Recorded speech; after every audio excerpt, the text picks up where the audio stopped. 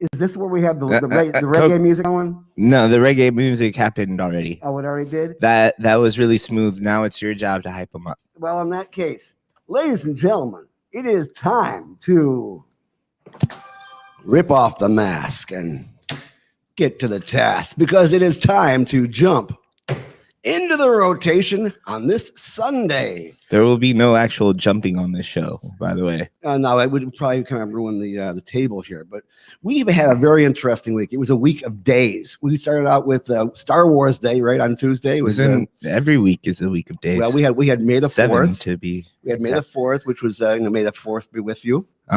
Cinco de Mayo. Or Cinco de Mayo, if you want to keep on going with that. Though I don't think any Andalusians actually celebrated Cinco de Mayo. I don't know. Although I've never heard it in like a Spanish accent. Well, I've always heard it was Mexican. It is Mexican. Yeah. In fact, although it is not Mexican Independence Day. No. That is a fallacy. It is actually celebrating a war that the Mexicans actually won when they were outnumbered 4-1 against the French. The actual Mexican Independence Day is actually September the 16th.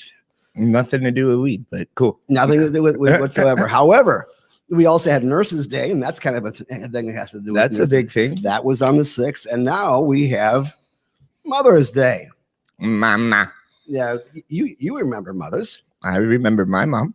You know, it's the woman who shot you out of your womb just so you could spend your whole life trying to get back into some other one. That was the woman that started your whole life, you know. And we are celebrating Mom's Day right now. And so I'm going to give you guys a chance first before we get into the heavy stuff to go ahead and do your due diligence and say Happy Mom's Day to your moms. Happy Mother's Day, Mommy. I love you. And from the Beltway, we haven't even introduced. She's in church right now, I think. So I don't think she even watches this shit. Well, from the Beltway, we have Chris Cano, our executive director, whose mom is back here in good old Tampa. And so go ahead, Chris. Well, happy Mother's Day, Mom. She's probably not watching either. She's probably sleeping in right now. So, and well, she should. I mean, obviously, you were much smaller when you were a baby, but I'm certain you were a heck of a child. I was only 4 pounds, but yes, I was definitely a not an easy child, but she did a great job thus far. So. On the contrary, I was like fucking 10 pounds when I was born. I was like really big. My mom's hips couldn't contract because I was like so wide coming out. So she like had to stay in the hospital for like an extra couple of weeks because of my fat ass coming out of her vagina. And she could have really benefited from medical marijuana back then. Absolutely. Because isn't that like one of the first things, women problems? I think it was like the first thing that marijuana was medically used for. And the two women in my life, my mom, as you also had me get involved in this industry because my mom did have breast cancer and she was medicating it properly in Michigan. Went to visit my sister in Chicago who did not have reciprocity at the time, and so they took away her medicine when she went to the hospital for an ulcer, and she passed away there because after she had her cannabis taken away, she metastasized. So that is why that was one of the reasons I got involved in this industry, because we thought it was so important that we take care of this. And it'd be nice that we had reciprocity here in Florida, and we'll get into that another time. But that is one of the things we really, really have to move forward. And of course, the other lady in my life is my wife. And of course, she had glaucoma, and she also had 3 kids. The cannabis will not fix the 3 kids, but it definitely worked as far as the pain for the glaucoma is concerned. Maybe the cannabis contributed to the 3 kids, Gary. It has in many, many instances, not just my own, from what I understand. But at least, when you're in that kind of instance with cannabis, you're usually, following the person who you actually love. With alcohol, it isn't always necessarily the same. It's like you wake up the next day and like, who is this person? But usually in cannabis, you know who it is. so that's good. Who is this person? Oh, gross. Oh, I gotta get out of here. I gotta fucking get out of here. So happy Mother's Day to all you baby mamas and mamas out there, right? And it's kind of interesting what you're talking about, because apparently, Gary, the 2 mamas in your life are being screwed over by corporate cannabis. Is that so? Yeah. How so? Well, I mean, I was hoping maybe you guys could tell me. Well, I mean, back in the day, I mean, shit, your mom with reciprocity first off. So like, Yeah. if we had reciprocity, I know this is a different. If we had reciprocity here, right? You know, a lot of moms from out of state can come and visit kids that live here, could come on vacation with their kids, right? And be able to have their medicine, and they don't get to enjoy our beautiful sandy beaches and lovely Ybor City, exactly, lovely Ybor City, where it all began. where everything happens. But yeah, we have issues in regards to the cannabis industry here in Florida. One of which is a lack of reciprocity. So if somebody is ill and they come here to visit, they can't bring their medicine with them legally. So they either take their chances with TSA or they drive over here. They become drug smugglers, and they could very easily come here on vacation and leave on probation, as Chris has often been said, and that is quite true. So that's something we have to, I can't tell you how many times I've seen on Facebook where someone says, "I just got to Florida. I still have my medical card from Maryland. Where can I go ahead and get my medicine today?" Dude, you poor sap. I'm not gonna lie, reciprocity would hurt my business. It would. Like, I have a lot of people that come here to buy Delta 8 because they can't buy Delta 9. You know, and we get a lot of people on vacation coming here, and a lot of phone calls too. Like, that's literally how it starts. They call us up and they're like, "Hey man, I'm from out of town, and I'm just like hurting, dude. Like, I just got so much anxiety. I'm here on vacation, and I need to come and buy some cannabis. I have my medical card from Michigan or wherever they got their card from." And it's like, "Oh, dude, congratulations. You don't need a card. You can't buy real weed. You got to buy hemp, but you can come here and we can help you out." Yeah, that is important to know, that at Chillum CBD Gallery, you cannot buy THC cannabis except for Delta 8 THC. And Delta 10 now. We got Delta 10. I know you've never get that question asked right here, right? All the fucking But the fact is, that is we have a legal industry here for a reason here in the state of Florida, because people want medicinal cannabis of medicinal grade, which means we need to have something of surpassing quality, because we're talking about people who are ill and who can't afford to have bad weed. And we're always talking about the necessity of getting rid of the legacy market, formerly known as the illegal market, formerly known as the black market, because we can't guarantee the quality of the product you get on the guy on the corner, even though he's your favorite guy. And the fact is, he's a fun guy to hang out with sometimes, especially when he brings anyway. But we need to have a quality product here in the state of Florida. And the question is, do we have it? After all is said and done, I mean, I'll grant you, we had no legal way of growing for many years, but there were people who were growing for many years who put a lot of time and effort and love into it. And they're the ones who are the experts, who people should be hiring to go ahead and teach them how to properly grow, especially in large quantities. Although these guys, I'm certain, didn't ever grow in the kind of quantities they're being grown right now by some of our MMTCs here. But the question is, do the MMTCs here in Florida know how to grow on a volume basis a safe and good product? What do you think, Chris? No, I think the answer is no.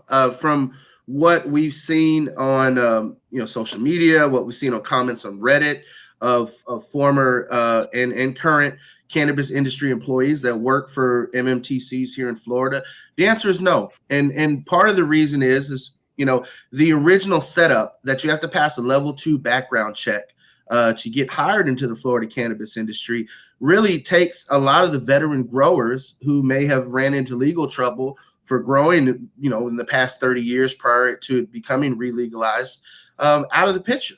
And so you have growers who, have experience, who are doing what they need to do to get hired, who have clean records, and then they're not treated with respect in the workplace. And I mean, everything from, their working conditions to not getting proper breaks, and proper, employee safety, to, their pay not being on time and messing with people's money. And I think that those are things that are not right. I don't care how big your MMTC is. If you don't treat your employees with the respect they deserve, you're not going to be able to put forward a product that benefits the patients. We need a patient-centric system here, and that's not what we have. And here's the part that really grinds my gears. You know, Ron I DeSantis. can hear the grinding from here. Yeah, exactly. Go ahead. Ron DeSantis, our governor, made a statement when he held a press conference next to Matt Gaetz and John Morgan many moons ago, when we were talking about smokable flower here in Florida. And he said, you know, it is time that we break up the cartel structure that has control I over remember Florida. that. I Medical remember cannabis. that. That stood Yeah, out. it did. That It did. stood out. And you know what? DeSantis since then has gotten zero heat from the corporate cannabis here in Florida, from the cartel, the MMTCs that are limited in nature, and has not issued more licenses. So it's doublespeak definitely on his part as a politician. How can you sit there and say, oh, we have a closed market and we want to open it up, and yet he has not? Gary, correct me if I'm wrong, he should have issued 10 more licenses since he's made that speech, correct? That's correct, because the initial implementation law stated that we were going to have at least 4 new licenses every time we hit another 100,000 patient mark. Well, we kind of missed the 100,000 mark.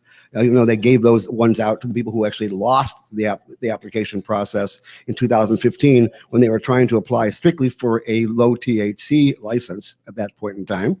We were just given licenses. And those people, they really did not know how to grow, which was the reason why they didn't possibly win their application.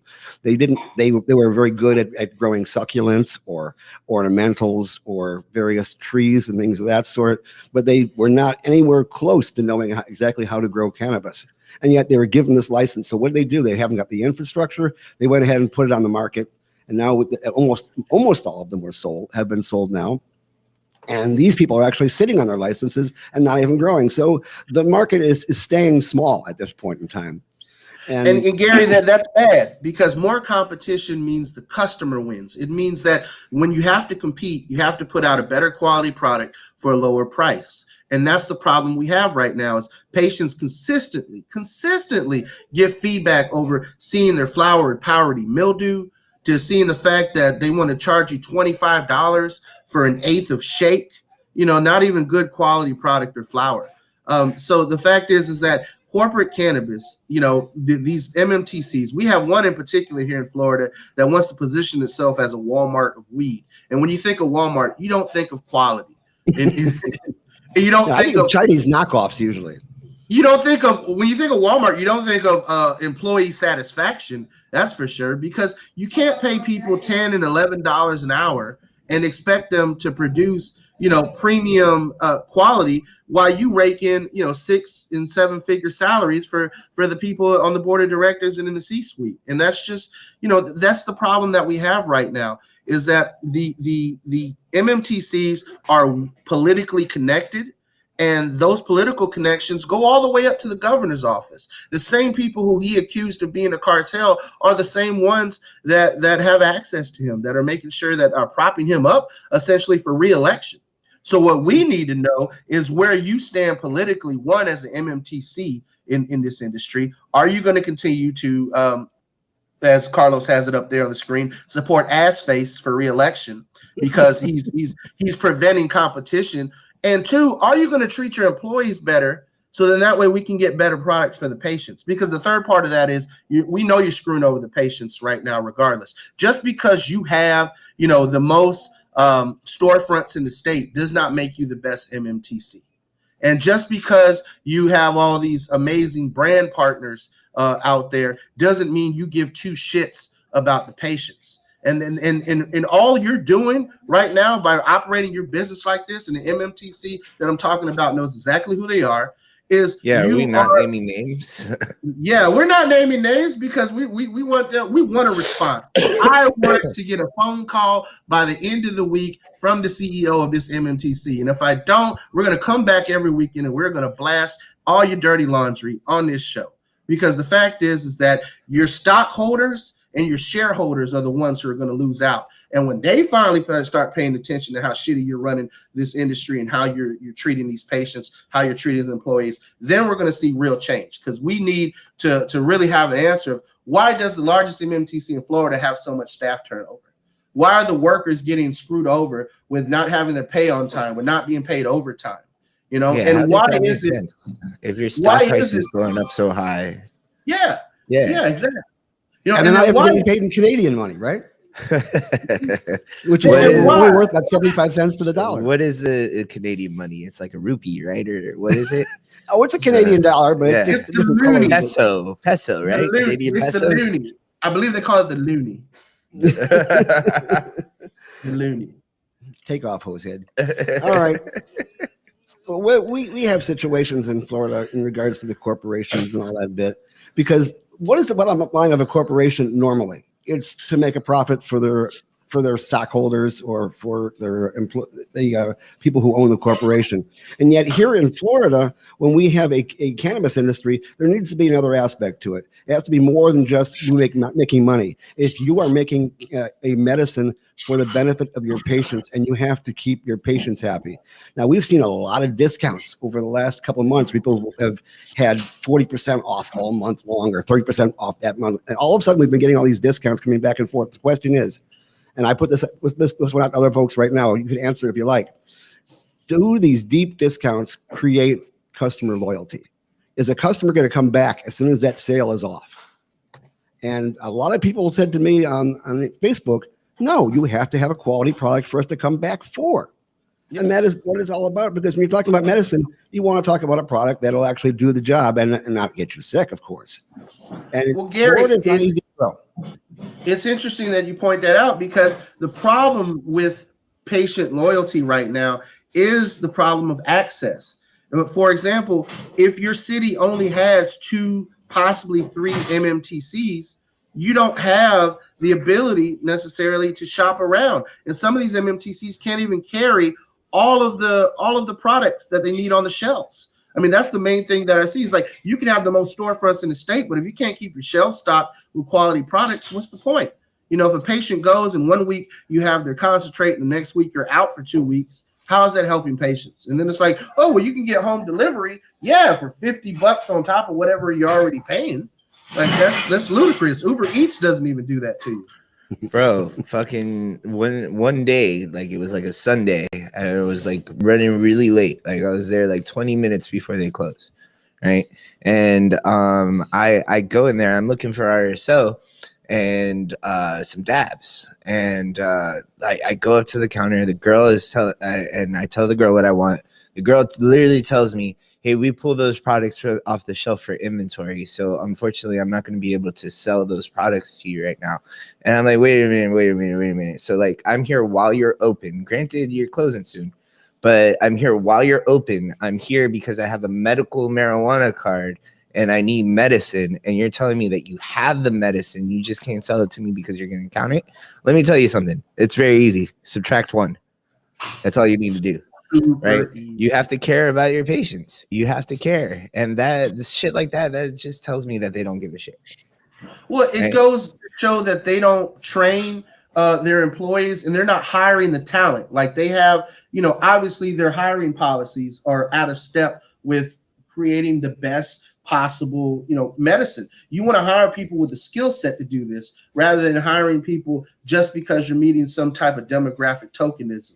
And I think that's the biggest problem with all of this, is that, you know, the policy set forth by the MMTCs, and even with the state legislature in how they created a very limited labor pool that you can pull from without the experience of actually working in the legacy market, has created a lot of these problems. And the workers are getting screwed over every which way in the cannabis industry right now. I saw one particular MMTC came up with a concentrate product, a butter that came out for 4 grams for $320. And that's supposed to be something that I can afford? I don't think so. I mean, I don't know who can afford that kind of situation. You see, I do have loyalty to a certain MMTC. I'm not going to lie. Right. I go there first. I'm not going to, I guess I won't name their names since we're not naming them any giving out MMTCs. stickers. But no. This you don't have to do that here, Gary. Okay. But no, they give me an industry discount. I get 25% off there. So like, there's no point in me going anywhere else. And like I could see how the sales might be an incentive for some customers, but it's enough for me to like ignore whatever sales going on. Typically, my percent off is better than whatever sales happening. Now, Carlos, you have an MBA, is that correct? I do play in the National Basketball Association. Okay, and you happen to know that in any corporation, what is the number one category of expense that is the highest per sale of any category? Oh shit! You're gonna make me look bad if I get this wrong. I'll give you the answer if you're having one of those brain farts. The highest expense for any corporation. Mhm. I would have to say probably labor. That is exactly right. Ding, ding, ding, ding, ding. That is correct. And so labor is important, not only in the fact that it is probably the most expensive thing you're going to spend on everything per sale. I mean, obviously the grow is expensive and all that bit, but the amount that you pay to your employees is important, and therefore you have to make every dollar count. Now, does that mean that you pay your employees the least amount possible? Not necessarily. In fact, the whole employment atmosphere in this country right now has changed because of the pandemic, because so many people went on furlough or lost their jobs during the last year, and they didn't all come back to the same place.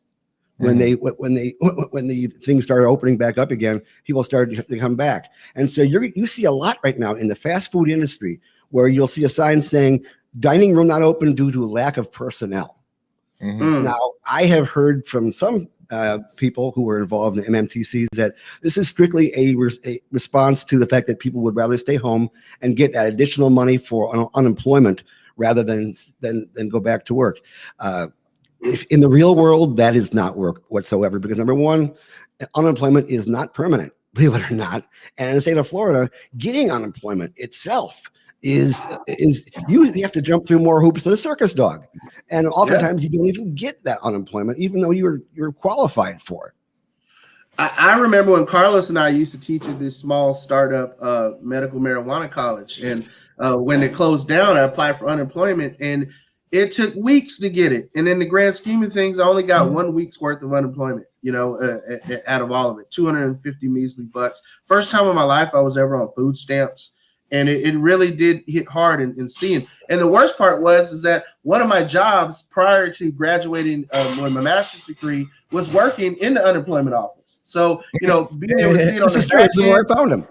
Yeah, and also being able to see it, on the front end as a client, as a customer.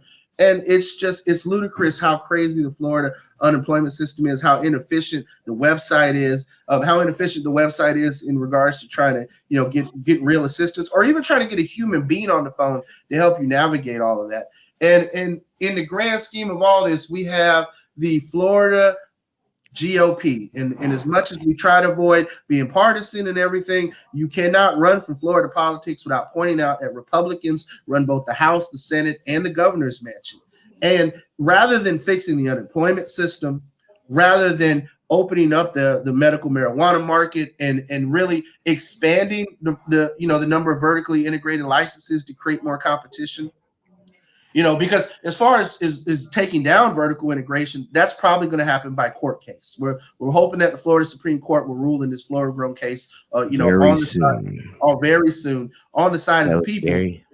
And we'll see how that all shakes out. But the Florida GOP had plenty of time over the last 3 months to do something about these issues. And what did they do? Well, they signed a bill saying that transgender athletes can't compete in girls' sports, which I didn't know was an epidemic here in Florida, to the point where it required the attention of them to waste tax dollars to create laws that are just going to harm transgender youth.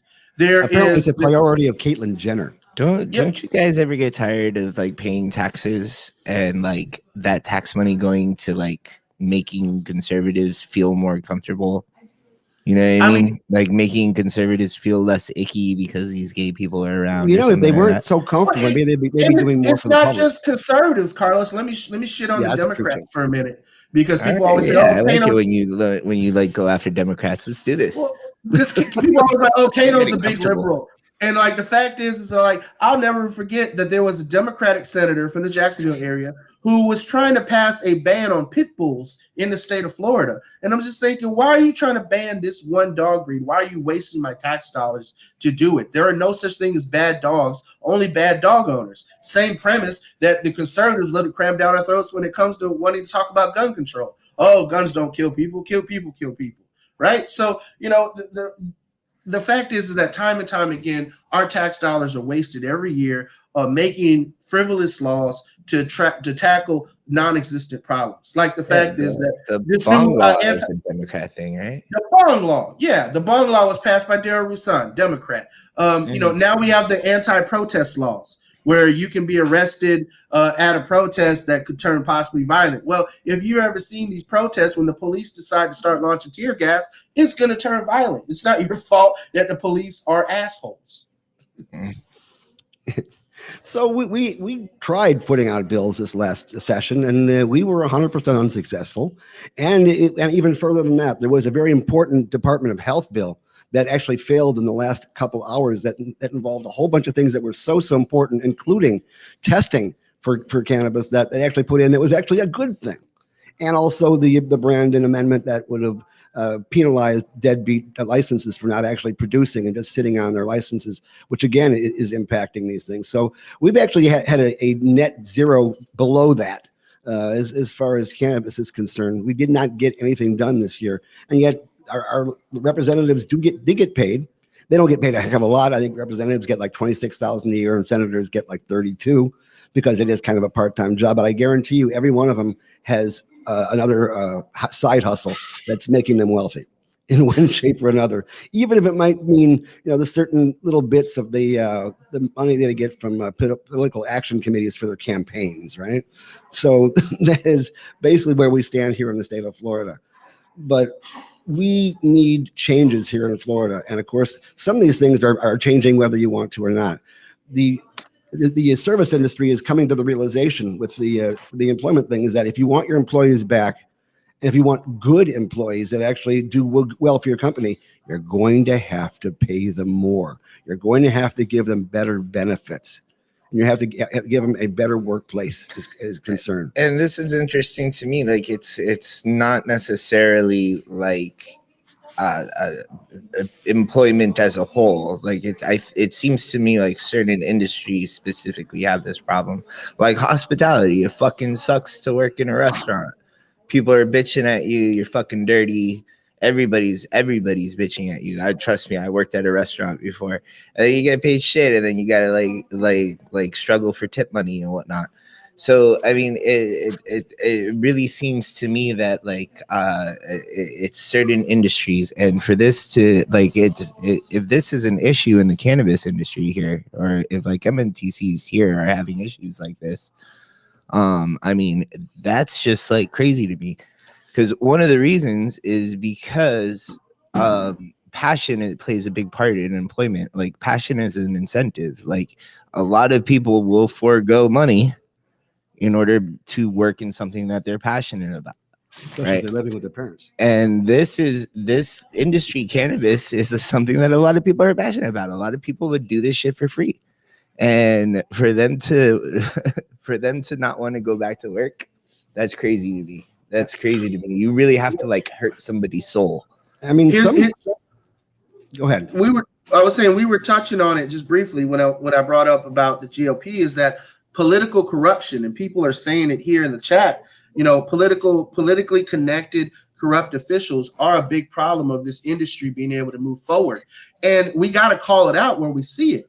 The current head of the Florida Department of Business and Professional Regulation, Halsey Bashirs, from Winter Park, was a Republican Florida state representative. Well, he's also a nursery grower by profession and is the top shareholder in the top, most expansive MMTC out there in the state of Florida. So, if you have the people that are supposed to be in charge of regulating business, also key shareholders in these MMTCs, how can you ever expect these MMTCs to measure up? You're going to see corners cut on their behalf. You're going to see breaks given when it comes to regulation, when it comes to employment regulations. I mean, all in all, the political corruption is not just hurting the workers, but again, it trickles down and it hurts the patients too. Now, I should say for just for correction that Representative Bashir is no longer in that position. He actually said that he was leaving for his health. We don't know exactly what the health situation was. We do know that he was involved in that Bahamas trip with Gates and those kind of folks there. So maybe that whole thing made him sick. I don't know. Oh, yes, I forgot. He was on that plane with Matt Gates down in the Bahamas with those underage girls. That'll do it to your mental when he health. was in the industry, he was also in the back rooms helping to formulate the industry, in part to help certain people. That's almost a human thing, but because he was involved in the Department of Regulated Businesses when he was able to go ahead and make some changes over there. I'm Matt Gates. And now there's somebody else there, so we need to move on. But the fact is, we need to move on in the right direction. We need to start making things better for the employees there. And I know of several growers at the very beginning of this industry that weren't doing too well by the plants or by their employees when they first started up, because it's not easy to grow this plant in Florida. We have quite a bit of heat. We have quite a bit of humidity, and we have quite a bit of spores flying through the air with everything from powdery mildew to a number of other diseases and aphids and other kind of insects that would tend to attack the plants. So we always tell people, yeah, if you want to home grow, you better know how to home grow right inside, because really throwing it in the soil of your backyard won't necessarily give you a crop that you'll be proud of necessarily medically. But that is why it's important to have experts on hand, not only in the construction, but also in the maintenance and the grow and things of that sort. And these workers, I talked to a gentleman not too long ago, just a couple of days ago, as a matter of fact, when this whole thing went down with this one particular grow where people actually walked out because of lack of pay and poor conditions, and mentioning the fact that when he went into the harvesting room where they turned off the air conditioning so they weren't worried about the plants hermaphroditing at that point in time, that they were working in 100-degree plus conditions. That's not right. And that may be okay for the plants now that you're just harvesting them, but not necessarily for the people who are harvesting them themselves. And these are the people you're paying $11. And combat pay is better than that, isn't it? I don't know. Do you get paid for? Well, how does that work? I thought it was just like they let you give you room and board, and then they like give you a scholarship when you get out. You actually get paid in the military. You do, but the thing is, what are you getting paid for? Are you getting paid to put up with that kind of thing, or are you being appreciated? Because that's one of the things that workers that keeps workers. That number one, of course, is good enough pay, and of course, being in something that you're passionate in, but also having safe work conditions. Chris, you're involved in the union industry right now. It's just crazy to me. Look at the comment. Look at what you just said, Gary. This is something that keeps workers being safe, like providing something like being a boss, right? I don't, I don't necessarily pay the most amount of money to be honest with you, but I figured out ways to get my employees to work for tips, and they end up making pretty good money for it too. So like they end up cleaning up. It's about like $20 an hour is what they average. Yeah. But here's the thing though, is like, I mean, it's providing a safe work environment is just the standard. It's not something that keeps employees. It's just something that keeps the place open. Like it's just crazy to me to think of that. Like, there's other things that keep employees, showing appreciation to your employees, paying them a decent wage, providing benefits, providing bonuses. Bonefits. It's like, I'm Matt Gates and I like to bonefit young girls. Back to that again. Look, I wanted to get one good one out, and then I don't know how Matt Gates did it this week. He actually went to the villages to speak to people. I mean, those people were at least 10 times older than the average person he dates. Well, maybe it's so bad. Maybe 8 times. It's so bad. Maybe we shouldn't laugh at this. This is a horrible things he's done to. Well, he had women. Marjorie Taylor Greene with him, so I'm certain that was at least halfway there. Well, she's halfway. I don't know where. Who knows? Maybe Matt Gates and R. Kelly. We can find them on a flight manifest at Epstein's Island. I'm gonna piss on you. Really, Carlos? Oh man! Look, I want us to refocus a second, get off the politicians, and go back to the workers, as we've said. The workers in the cannabis industry right now. Folks, like you said, Gary, working 100-degree heat for $11 an hour. Folks being forced to work, 12-hour shifts with only a 30-minute lunch break, if that. These are things that, you mentioned that I work in union organizing. In my experience, the employers who have unions are always the ones who deserve them. And right now, the MMTCs in Florida deserve unions because they are treating their workers with such disrespect, and they are treating their workers with such a level of contempt. Number one thing is I used to do payroll. I had a organizer staff that worked under me when I was an immigration organizer, and I always did payroll a couple of days early just in case I could correct mistakes, because fucking with people's money is unacceptable in this day and age. People work too damn hard. Working class people bust their ass over 40 hours a week in many cases to not have their money on time. People are literally living paycheck to paycheck. Over 70% of Americans live that way, and that's and we can get into the inequalities of how our economics work. But the fact is that if you're an employer, the least you can do is pay people on time. The least you can do is make sure that they're paid the proper amount for the amount of labor that they put in. Even if you're a shitty employer and you're only paying people $10 and $11 an hour, the least you can do is make sure that $10, $11 an hour is on time. And that's not what we're seeing. Yeah, and here's the thing. I'm talking to all you corporate folks right now who are not listening. So if anybody is going ahead and looking at this on archive, take this over to the nearest corporate person and hear us out. If you have good employees who are loyal employees who create a fine product for you, that fine product will be bought by consumers who desperately want good product, and then you'll have brand loyalty, and then you'll make money, and then you'll have not only happy employees, happy customers, but you'll also have your bottom line. Isn't that amazing how it all kind of comes together if you're trying to do things above board and trying to make folks happy, because it all is connected. And if you break a piece of that chain apart, that all comes apart. You see, Gary, and we're going to see that in the near future. I think it might be a little easier to lobby to keep a closed industry. We don't have to lobby. It happens all the time. While it's doing anything. And then you have control over everything. And then you don't give a shit about your employees. Because then you just, if you want to sell weed today to somebody that's, 15 minutes before, and then you want to take inventory, you don't have to sell them the RSO. They'll come back tomorrow for it. People are coming back to work right now, but they are realizing that they have choices between the low-paying jobs where people don't care as much about you, and there are actually higher-paying jobs out there that they might enjoy, and they are going back to. So if you see a restaurant that is low on employees, maybe it's because they're not paying enough. And if you find out that a particular dispensary is constantly out of the product because they're losing employees right and left, there's probably a reason for that. And it's not the fact that they want to stay home and collect unemployment, especially in the state of Florida, who pays the least amount of unemployment of almost any state in the country right now.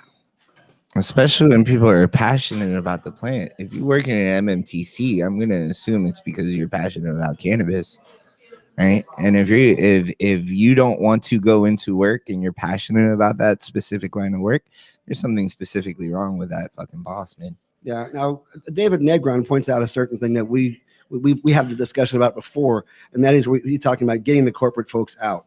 Well, that is kind of a slippery slope, and because of the fact that if you want to have a large grow of high quality product, you need to have some kind of money involved with that grow and high quality employees to grow it. And you can't always get that with a black market where you have only a couple of folks or relatives that are helping you grow the product, because that really does limit you. And we would like to have more brands. We would like to have more quality products. And it is coming. It is coming to the state of Florida. And the way that the free market generally works is if you have a bad product or if you're not taking care of your employees properly, those companies generally fall, because that is the invisible hand of the free market slapping the folks out of who are not taking care of their employees. And that is what we expect to see. And it's starting to happen. We had a couple of instances this last week that were broadcast on Facebook and Instagram that we heard about. We're not going to pinpoint the particular companies because they know who they are. But we would like to hear from you if you do have a story to tell.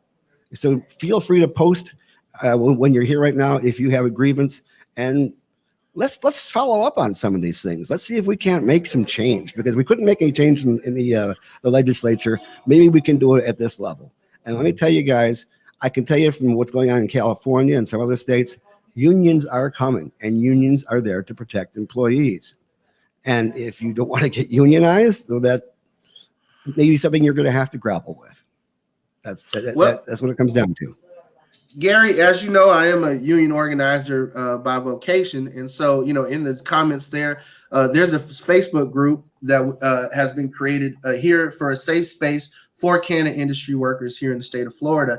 If you want to join it, by all means, join the Coalition of Cannabis Industry Labor Facebook group, and you can share your stories with us. You can invite fellow cannabis industry workers who are not in management, and we can really get to the bottom of a much deeper iceberg. I mean, we're just scratching the surface here with these comments that are on social media and with people releasing their experiences. But we want to hear from you. We really do want to get to the bottom of this. We want to hear the horror stories. We want to hear, what your working conditions are like. We need you all to tell your story, so then that way the patients and the people can actually hold these MMTCs accountable to the level that they should be.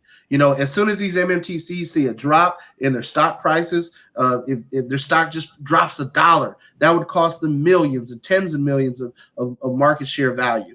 And I mean, that will get their shareholders to pay attention. That will get these upper level managers who are inadequate pushed out. And, in the end, we need to, again, see people who have the skill sets to properly run an industry that's going to be patient focused in the MMTCs, rather than these folks who, for some reason, just, we see it in the chat, that they like to call them Chads, these Chads that are getting into corporate cannabis. They have no idea what they're doing. Chads is a male form of Karen, correct?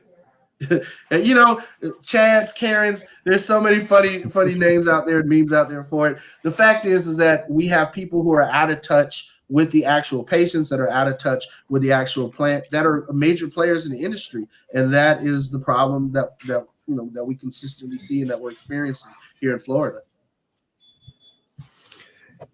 We will continue to evolve as a industry. I know we've got some new dispensaries that are actually coming on board right now. This one particular nursery named Doers over in Apopka just recently popped open, and now is Sanctuary Medicinals, which is getting ready to open up their first store fairly soon, if they haven't already opened it up. I know that Cookies, which is a fabulous dispensary over on the West Coast, is actually working on opening up their first one over in South Beach right now, who have a fabulous product and a fantastic marketing line, and they take care of their employees fabulously. So they may just raise the bar and force other people to raise the bar as well. Now, we have a cautionary tale company here in Florida called MedMen.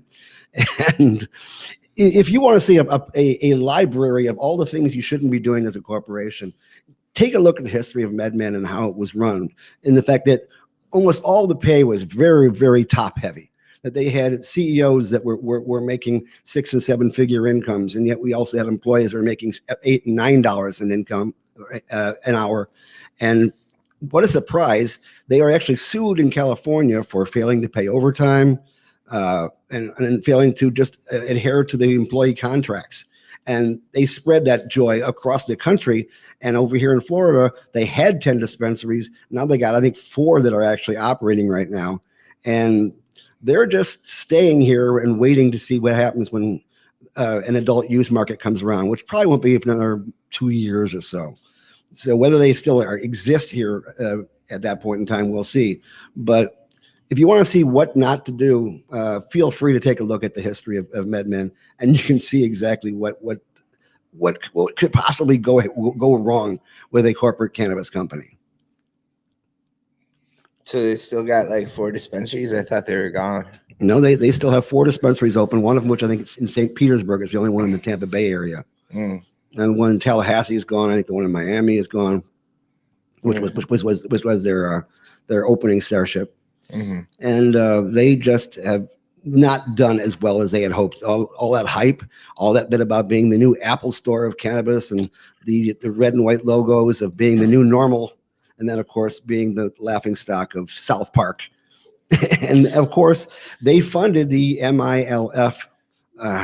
Hated that this ballot initiative here in the state of Florida, and they did it to up the corporate adult use market here in Florida, because it was basically set up so that only those people who are currently growing right now could be the ones who get involved into the recreational market. And a lot of folks in the industry, when they saw the letters in the mail asking them to sign the ballot petitions, signed it with every other name other than their own, or found a way to disvalidate that particular petition. And even then, they still managed to get not hundreds of thousands of petitions signed, but not enough. And of course, the Supreme Court shot them down because they were highly conservative, and they had this understanding that the average voter is too stupid to understand what is in plain language in front of them. And so therefore they said, we're sorry, but we don't believe our consumers here in Florida are smart enough to be able to read a ballot. And so therefore we're going to shoot this down, which was a strange way of doing things. But we still got one more ballot initiative coming up for Supreme Court review, being Regulate Florida. Unfortunately, Floridians for Freedom at approximately 17,000 petitions is probably not going to see Supreme Court review. But we do have that. And of course, possibly, we do have a possibility of the legislature taking it up in the next 2 sessions. Although considering the fact that this particular last session, not a single bill even got a committee hearing, not even a chance to even just discuss the matter. That we do have a major uphill climb when it comes to cannabis and want to talk about it. Ron DeSantis said not on his watch. He said adult use won't happen on his watch. So if DeSantis isn't willing to even sign the bill into it, I doubt very much that his party is willing to override his veto. Remember when we went and we made an appointment at his office, and like he sent his aides to talk to us, and like they looked at us like we were fucking crazy, and they're like, I remember them saying like, because we're like, were you wearing that nose and eyeglass at the time? No. Not the one you're wearing now. The different one. Gary, you're making me feel self-conscious about my nose. I am just letting you know what I've been dealing with for the last. No, we walked into that room, and like we were rolling like 20 deep. Yeah, we were like 20 deep in the Capitol that day. Yep. And I remember the white lady, the Karenade, if you will, she looked at us like, you're like, are we gonna make it? Look at all these potheads in our office. Oh my God. She went and got 4 more aides. I remember that. Remember? I mean, we went from our former Commissioner of Agriculture, who said that adult use cannabis will hollow out the morality of the state of Florida. Yeah, Adam Putnam said that. Yeah, Adam Putnam did say that the redheaded demon himself.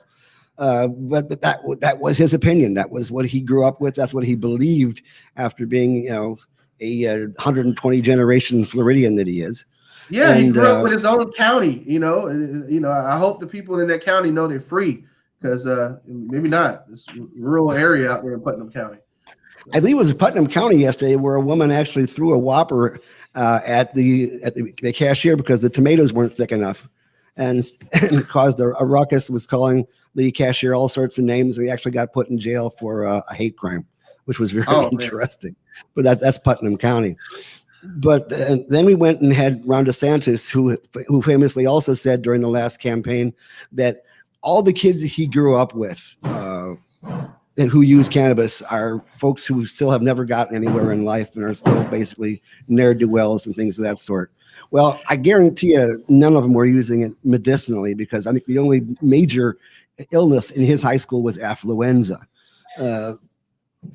But the situation is, that is what he believes. If only he's saying it because he knows how people want to hear that from him. Yeah, I don't believe it. Hard to say. I don't believe it, Gary, because he went to Harvard, and I have never met an Ivy League guy that wasn't a pothead. Carlos, you know it. The deeper you are in academics, the more anxiety you have, the more high pressure it becomes, the more that it's easy. You know, it's like you can either turn the pills or It turn the depends pot. on what you study. I was looked at like a weirdo in my business program for Why? smoking Because weed. you weren't hopped up on pills and cocaine like the rest of the business guys. They were like, this pothead's really taking good care of this student government. It's like, I'm gonna go do more cocaine and snort some Zoloft. I know. I'll never forget the first time some dudes were like, "Hey, man, you ever crush up Roxy's and put them in your butt?" And I'm just like, "Yo, y'all kids in New Tampa are on another level. Like in the West, we don't do that. You know, you roll it up, Are the spark same it ones up. who are using vodka soaked tampons and putting in God knows where? Yeah, that too. Yeah, all that stuff I learned from affluent kids coming up. I didn't learn that from the kids in West Tampa. You know, so again, point being is that these now kids who have suffered from affluenza that are Gen Xers are now in positions of power. And they're sitting there not being genuine at all. They're not genuine at all. To sit there and say, "Oh, everybody I know never made anything of themselves who smoked pot." I know someone who smoked pot and made something of themselves. He was president of the United States. Something that Ron DeSantis, I hope, will never achieve to because he has such a shitty attitude towards potheads. If only Obama had considered the possibility that bipartisan, it doesn't always work. If he had actually been a little more aggressive, then we would have had possibly a better federal system than we have right now. We're still fighting right now.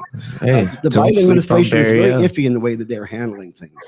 We keep on hearing that they're going to be moving forward, and then we hear that step forward might not be for another year or so, possibly before they move forward.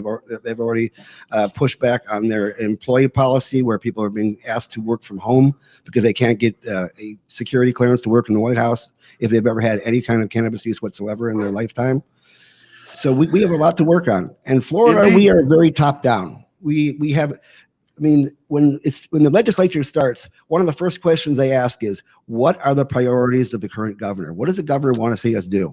And then, of course, that goes straight to the Speaker of the House, who tells everybody in his party, this is the governor's priorities. These are my priorities. We're going to mesh them together. And we're going to make certain that these things pass. And whatever the minority wants, we don't care. That is basically what we've been dealing with. The Senate is a little bit looser, as Senator Brandis often says, they're acting like 40 Somalian warlords. And so you have to appease them one at a time. But the rest of the folks are basically following a line that they've been given. So perhaps we need to change things from top down. We were told this week that Charlie Crist is running for governor, and most likely that in the primary will be him versus Nikki Fried, our current Commissioner of Agriculture, and possibly Val Demings, the former police chief of Orlando. Not gonna vote for a cop. Sorry, not gonna do it. Though she may actually run against Rubio, which is another possibility. I think would probably be politically better for her. I think we need her in DC. I think we talked about that last week. I'd vote for a nutless monkey over Marco Rubio. So you said you'd vote for me over the nutless monkey, though. Yeah, for sure. Sweet. For sure. Okay, so I am opening up a shop which is going to do monkey castrations just to see what happens. The monkey castrations are about to go up, baby. That's right. Just to have Carlos compete more. Well, gentlemen, look, it has been a pleasure talking about these things. I look forward to continuing this conversation from week to week. I think the most important thing moving forward that our viewers can take away today is that the cannabis industry is not where it needs to be. It is not patient focused how it should be. And there is a lot of work ahead. And so us here at the Suncoast Chapter of Normal will continue to be a voice for our patients, for our advocates, for the cannabis industry workers. And so you got to get involved if you want us to continue to do the work that we do. We need you to become a member of Suncoast Normal. We need you to join the fight. You know, if you're a cannabis industry worker, by all means, join the Facebook group, get involved and share your experiences. And we look forward to having more and more discussions on this topic. But to round it out on a positive note, happy Mother's Day to all the moms out there who give up so much each and every day to all of us. For those moms who have sacrificed, some single moms out there who have had to be two parents and work multiple jobs just to make ends meet. We love you. We appreciate you. And at the end of the day, you deserve a high quality joint. And that's why we're here, to ensure that one day that can be a reality for every mom. We are in favor of Mother's Little Helper.